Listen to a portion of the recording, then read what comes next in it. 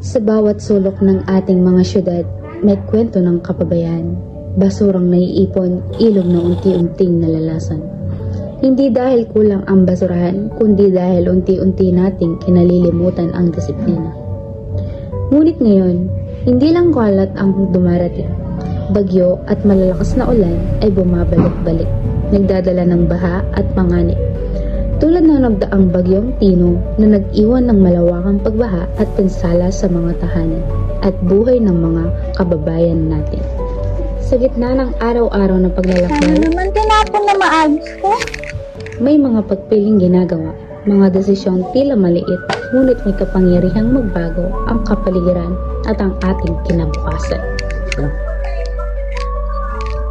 Minsan nandiyan ang basura, pero hindi pa rin sinusunod.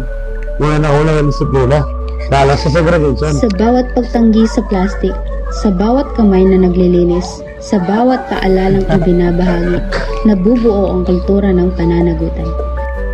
Mas madali pala pag tayong lahat sumusunod.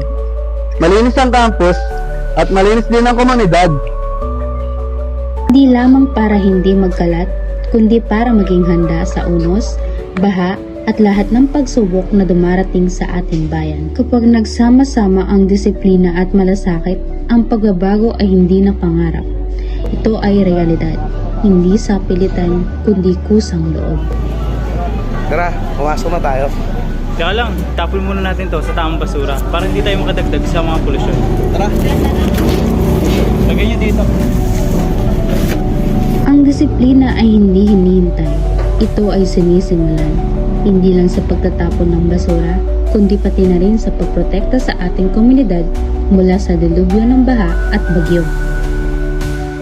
Alam mo, kapag lahat tayo disiplinado hanggang sa pakiramdam, At mas gumaganda talaga ang campus.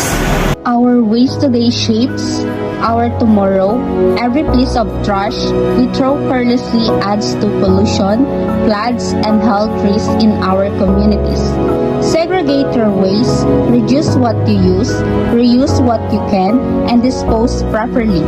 Small daily actions done by many can protect our environment and save lives. Disiplina at pananagutan ang simula ng malinis at ligtas na kinabukasan. Simulan natin ang disiplina sa ating sarili. Mag-segregate ng tama. Mag-dispose ng responsable para sa mas malinis, mas maayos at mas magandang bayan.